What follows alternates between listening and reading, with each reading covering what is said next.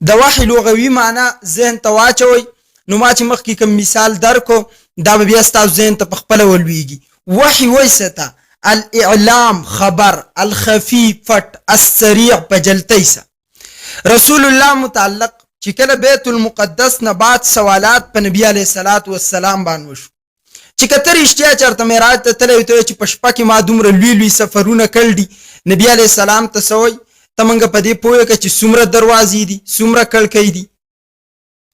نو د الله بنده علم د یو زګیني پیغمبر د کړکو شمار لتلی و، خو بس ابو جهل و نو څه ورته وي؟ پیغمبر د کړکو شمار لتلی و یا پیغمبر د دروازو شمار لتلی و. دا هم درته خال کومه، د دې نه وړاندې درته یو خبره وکړم اول هم دا مسله راټولم. نو وحي څه ته وایي؟ الله خپل نبي ته بیت المقدس بالکل مخامخ کو. نو دې وخت کې خدا د عقل نه محاله نه ده.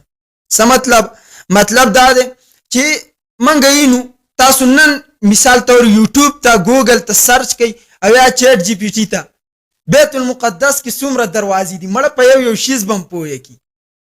خو د نبي علیه السلام خو معجزه وه، دې کې دروغ کیدی شي، هغې کې نشي کیدی.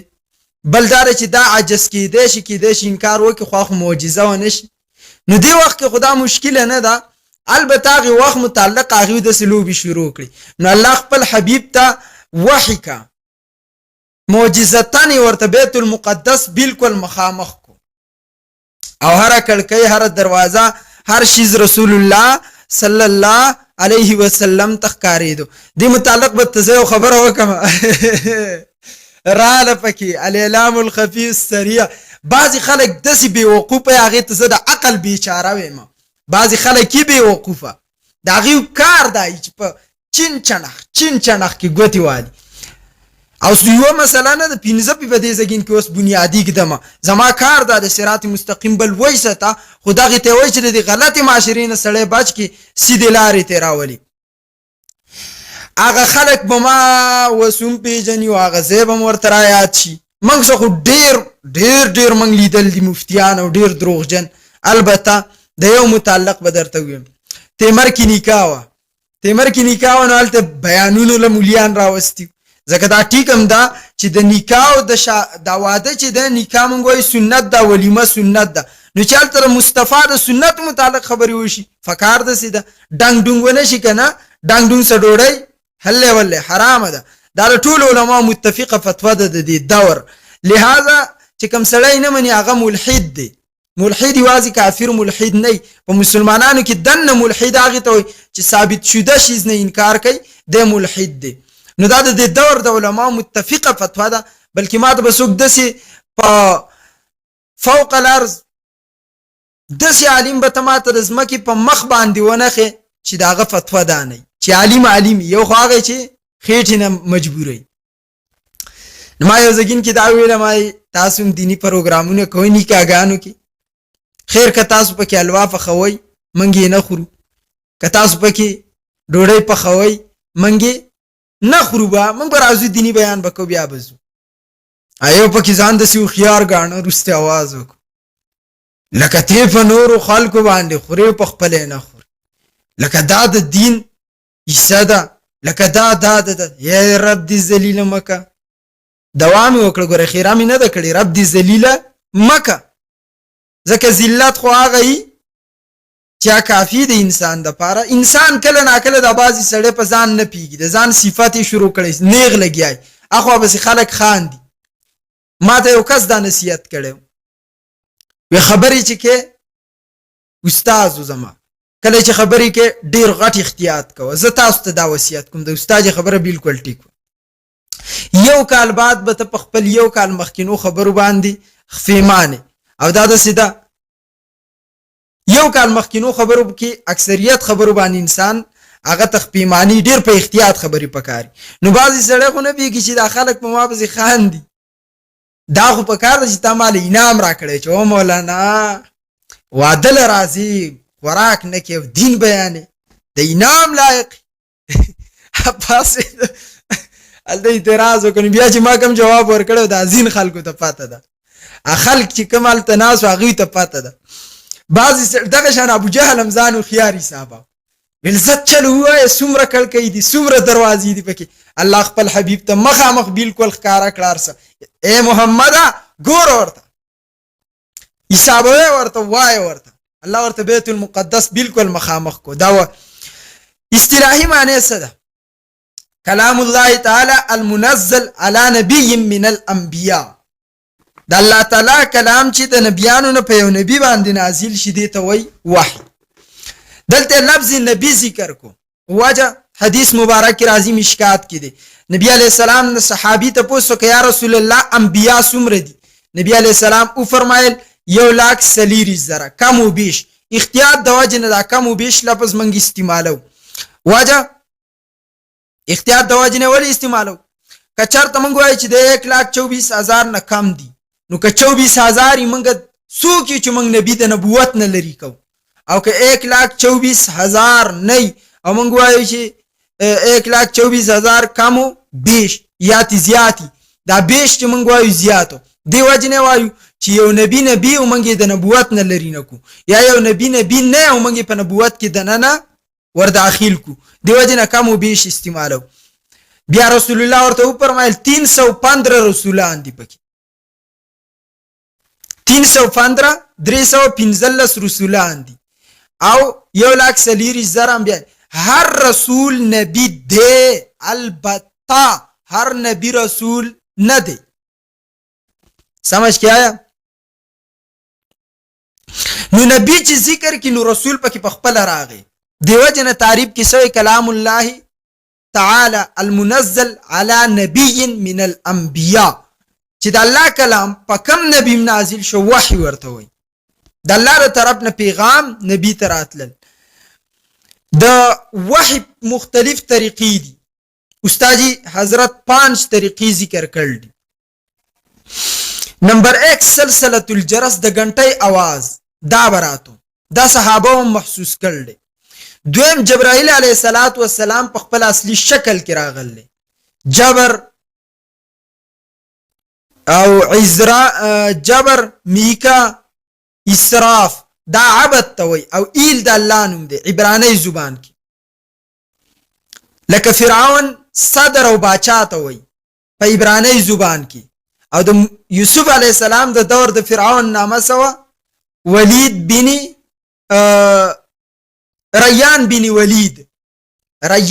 بن ولید دا ډیر خباچاو د خپل سلطنت په خپل حضرت یوسف علیه السلام ته پریخو ریان بن ولید او د موسی علیه السلام د دور د فرعون سنومو مصعب بن ولید څومره خپل نوم ورته خو دی د بس ماته خبر راځي چې سړی ماته ویزوي می شوی د نوم راته وخایا زه اوس لګیایم ابوبکر عمر عثمان علی زهیب محب خسته نمونه وای د صحابه نمونه د ائمه نمونه دینی نمونه د نبی علی السلام نمونه سړی نه دا کلی کیشته دا پلان کې د زینوم دا پلان کې د زینوم دا زموږ په خلکو کې دا ششته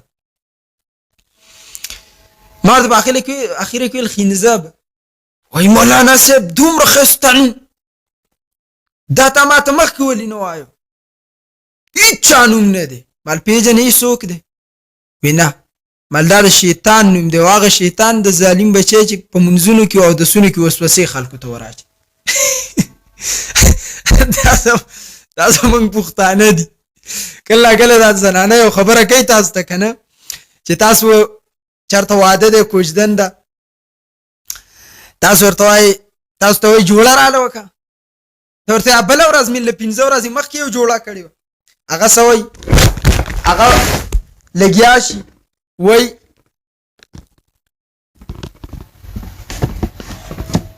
هغه خو خلکو لیدل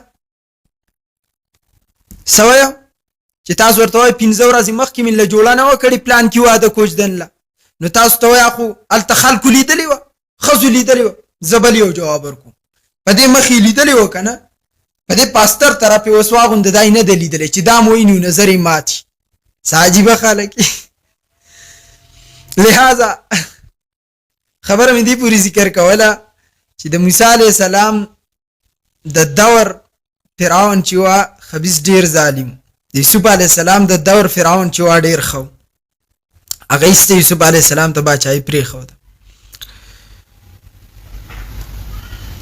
نو دا د فرشتو د نمونه چې دي اصل معنی عبد الله، لکه څنګه چې بني اسرائیل اسراوي عبد توئیل الله ته وي، او تفسیر ابن کثیر په کتاب لیکلی چې ایل عبد ته وي او دا نور نمونه معنی الله، یعنی دا په دغه زبانونو کې د الله لپاره استعمالي. بهرحال اول می چې کوم ذکر کدا راجح او معتبر قول دین بیا اشکالات ناراضي.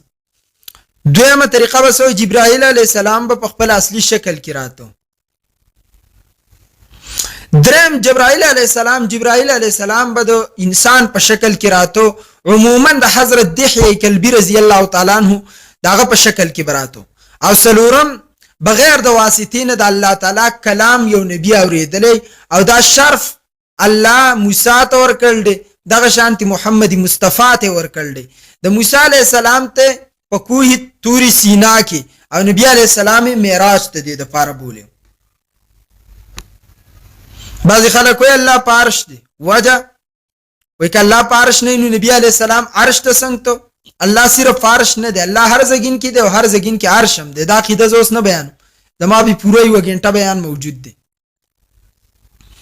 خبا دلائل نو مونږ وایو موسی علیه السلام چې الله فارش دی، نو په توري سینا کې څنګه د موسی سره ملاقات کاو. دلته مقام مرتبه ذکر کړي، د موسی مقام توري سینا دی الله ور بولې، او د مصطفی مقام وم اسمان فوق العرش دی الله ته بولې. دین مراد نه چې الله صرف فارش دی، الله هر ځګین کې دی. هو معکم اينما کنتم، هر چرته دی تاسو چرته می. ما یکون من نجوا ثلاثه، درې سرګوشي کې سلورم الله دی، سلور کې پنځم الله دی، پنځه کې شپږم الله دی. لله المشرق والمغرب، مشرق میں بھی اللہ، مغرب میں بھی اللہ. فاینما تولوا فثم وجه الله، تفسیر جوناګړی وچات خپل کتاب نه.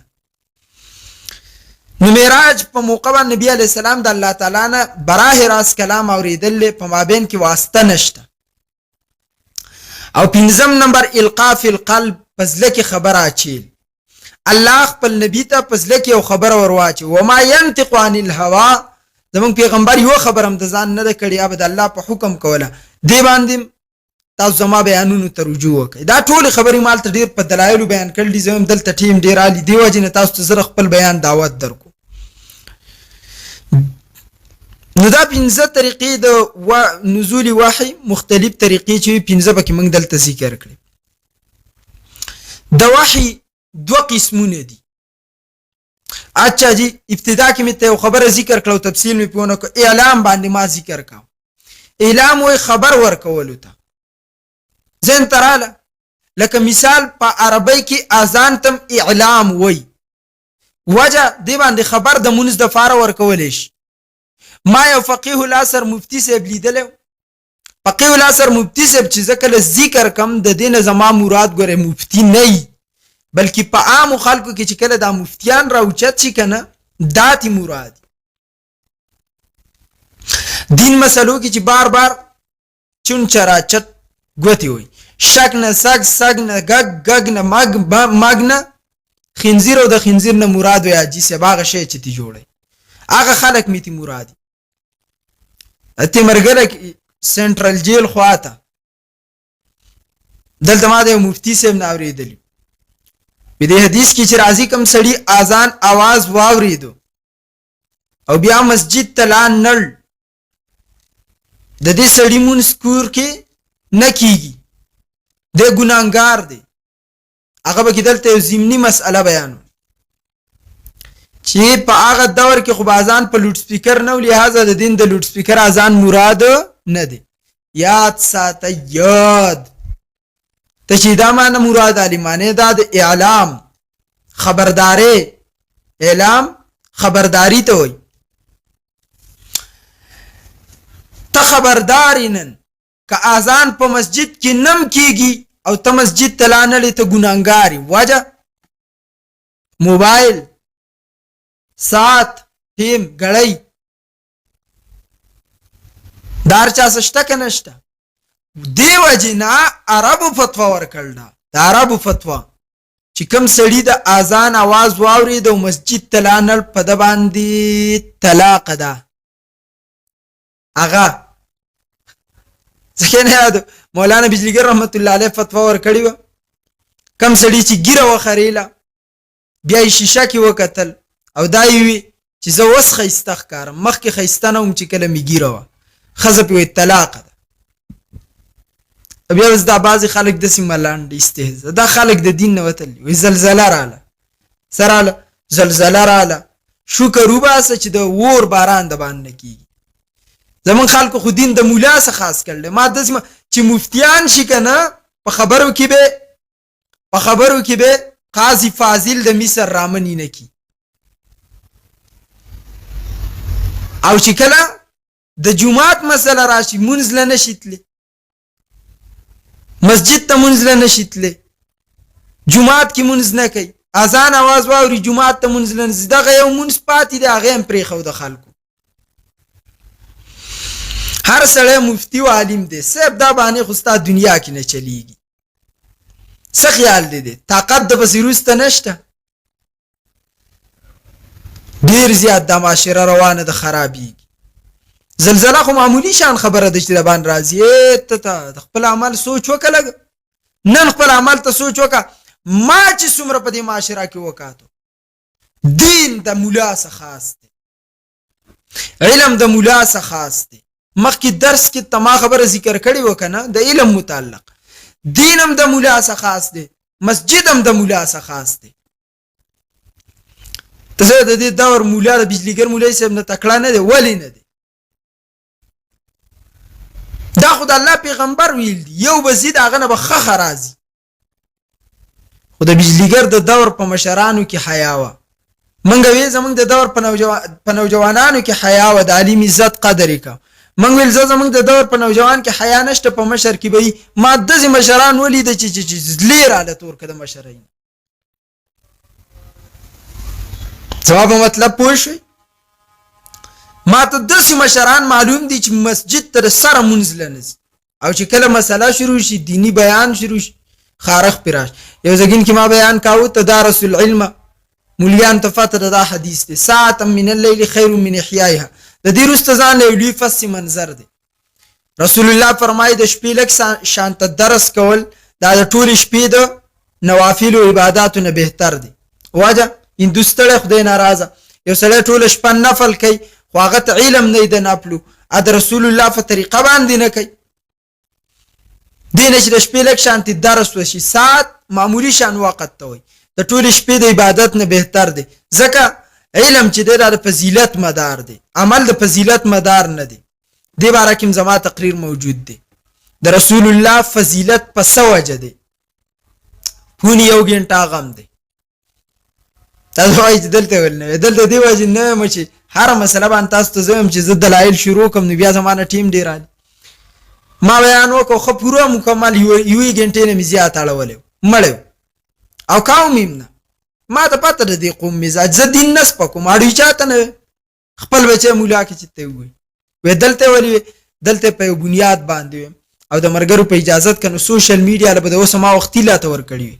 د ما د سوشل میډیا سره 15 منټ تعلق هم په ورځ او شپه کې الحمدلله نشته. دا ما اوس وختي پرېښي وي، دا زما د استادانو په زبان باندې. بلکې ما ته مفتی عاطف صاحب حنفي حفظه الله مرکز اهل سنت پنجاب هغه ما ته وي چې پخوانه علماء کرامو دا لیکل نو، په دې هم فتوا ورکړې وه چې لیکل به نه کوي، علم به نه لیکي بلکې یادې به. خو بیا ضرورت د دې پیش شو چې هر سړي قلم راغستی او لیکل کوي، هر ټکی په ټکی لیکل کوي. دغه شان ویل سوشل میډیا د حضراتو فرمایل ګوره 15 کاله بعد به هر شی په دې کې پروتي، نو دین خدمت په دې مه پرېږده. دې وجې نه زه کوم که نو ما ته پته ده چې په دې قوم کې د دین ځای نشته. دوی ته زه ولې دین ویم؟ دوی ته خو چې ټیک ټاکر لغړ سړی او ښځه څه خبره کوي، دوی هغه عین د خدای خبره مني. او که چېرته عالم وي چې ما خوب لیدل دی، دوی پسې ملانډه شروع کړي. دا قوم مزاج ما معلوم کړل دی. دوی کې اسلام نشته، اسلام نه وتی دي. خپل غاړه د آزاده وي بس چې پته ولګي، اسنه چې سبا د خوله چنګ نیولي په قیامت کې هلته به بیا پته ولګي.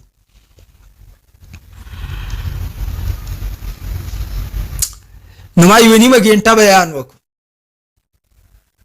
یوه ګنټه یوه نیمه بل ځګین کې هغه کې پاسېدو د بګې د شپې تهجد معاف کړو الانکه تقریر زما سره ریکارډینګ دی د بګې د شپې تهجد معاف کړو د څه زباس کو مارتل کینه خنزیر ز پاغه مليانو کې تلکین جو زستر ګراناک